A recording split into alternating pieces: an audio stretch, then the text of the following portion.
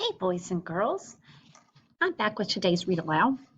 Yesterday we read Goldilocks and the Three Bears, where there's lots of different versions of that book. So today I'm going to read Goldie Rocks and the Three Bears. And I want you to think about how this book and that book, how they're the same. Okay, let's get started. Goldie Rocks and the Three Bears. And this is, remember, our front cover of our book. It has the title, the author, and the illustrator. And this is our title page with, again, the title, a picture from the story, the author, and the illustrator. Once upon a rock and roll time, three bears in a band jammed with ease. The papa bear drummed, the mama bear strummed, and baby bear tickled the keys.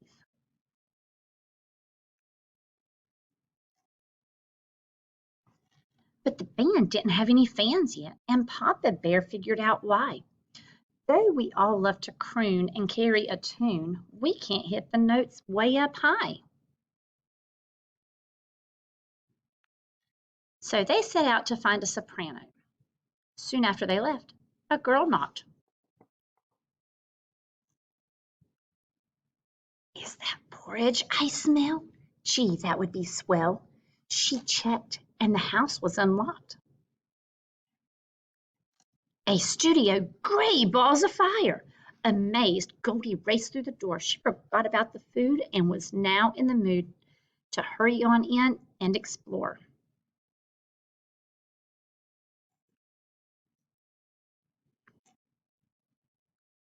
The mama bear's mic hit her elbow, and Papa's reached the top of her head.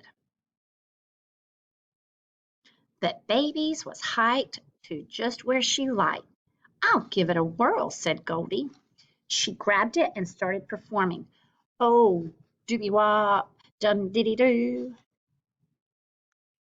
She was singing quite well till she stumbled and fell, and the microphone stand broke in two. Uh-oh. So Goldie said, I'll try the headphones. But Mama Bear's pair was too tight. The Papa's were too loose. Gee, these are no use. But Baby Bear's fit her just right. That tune was so catchy, thought Goldie. I'd love to be part of their band. The guitar was too twangy, the cymbals too clangy. The piano was perfectly grand. Exhausted from moving and grooving, she needed to catch a few Z's. This day's been a doozy. I'm feeling quite snoozy. She dozed off on Baby Bear's keys. You hear all the rhyming words that are in this book, words that sound the same? In the meantime, the bears held tryouts, but no one had blown them away. The hair was too twitchy, the pigs were too pitchy, and Red was simply okay. The family returned to their cottage, distressed from their lack of success. When they saw the inside, the mama bear cried, Ag! What a terrible mess! Look at that mess that Goldie Rocks left. And she's up there sleeping away. Someone's been using my mic stand. Someone's been using mine too. Then Baby Bear spoke. Oh no, my stand broke. He started to sniffle. Boo-hoo. Then Mama Bear looked at her headphones. Oh, someone has tried on my pair on. Mine too, Papa growled. The parents both scowled. As Baby Bear cried, mine are gone. Then Papa said, who played my drum set?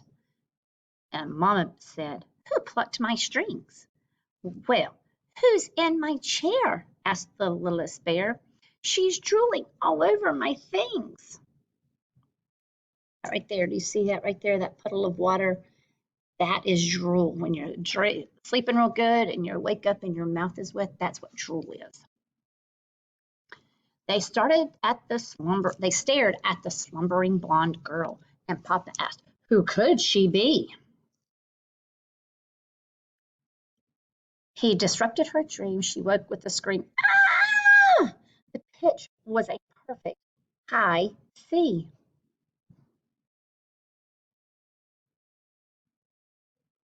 The bears asked to hear a whole melody. Once Goldie recovered from shock, "Amazing," said Mom. Pop grinned, "You're the bomb." And Baby cried, "Goldie can rock."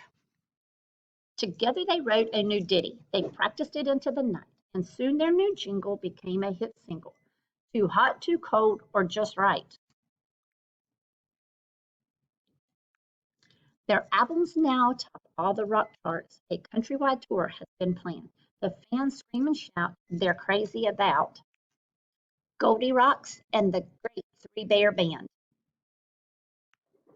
And remember, boys and girls, this is the back cover of the book.